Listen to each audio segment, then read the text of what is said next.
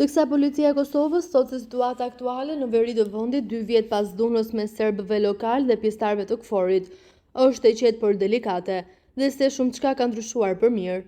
Banorët serb të asaj zone thonë se situata nuk ka qenë kurrë më keq. Personat me të cilët bisedoi Radio Europa e Lirë përshkruan jetën e tyre pas majit të vitit 2023 si krejt të ndryshme, duke cilësuar ato muaj si pikëthese, kur nisi mbytyja e institucioneve që funksiononin si pas sistemit të Serbisë në Kosovë. Më 29 maj 2023 në Zveçan, ndodhi një përleshje e dhunshme mes protestuesve serb dhe trupave të misionit paqërues të NATO-s në Kosovë, KFOR. Protesta ishte thirrur kundër hyrjes së kryetarit shqiptar në ndërtesën e komunës pasi serbët i kishin bojkotuar zgjedhjet lokale me thirrje të listës serbe, partisë kryesore të serbëve të Kosovës, që gëzon mbështetjen e Beogradit.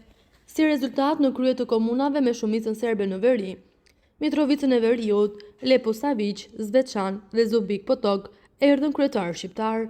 Nga përplasjet në Zveçan mbetën të plagosur rënd dhe let 93 ushtar të KFOR-it, që ishin të dislokuar para ndërtesës së komunës. Ndërkohë u lënduan dhe rreth 50 serb, shumë prej të cilëve më pas u larguan në Serbi dhe aktualisht nuk janë të qetshëm për drejtësi në Kosovë. KFOR-i e cilësoi sulmin ndaj pjesëtarëve të tij si të paprovokuar dhe plotësisht të papranueshëm, duke kërkuar që të gjithë pjesëmarrësit në dhunë të ndiqen urgjentisht penalisht.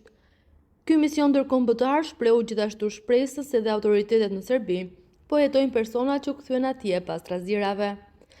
Radio Europa e Lirë ka kërkuar informata nga gjykata themelore në Prishtinë dhe prokuroria për numrin e personave të ndjekur penalisht deri më tani dhe për procesin në vazhdim lidhur me sulmin ndaj KFOR-it, por nuk ka marrë asnjë përgjigje. Përgjigjet për këtë çështje nuk dha as prokuroria e lartë publike në Beograd. Ajo që dihet publikisht në Kosovë është se më shumë se 10 persona janë arrestuar në lidhje me dhunën në Zveçan. Disa janë dënuar me rreth një vit burg pas marrëveshjeve me prokurorinë me pranim të fajësisë, me që nëse u është llogaritur koha e qëndrimit në paraburgim.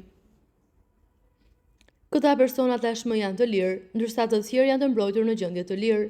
Nga ana tjetër, ende nuk dihet nëse drejtësia serbe ka hapur apo po zhvillon ndonjë hetim për rastin e sulmit ndaj KFOR-it.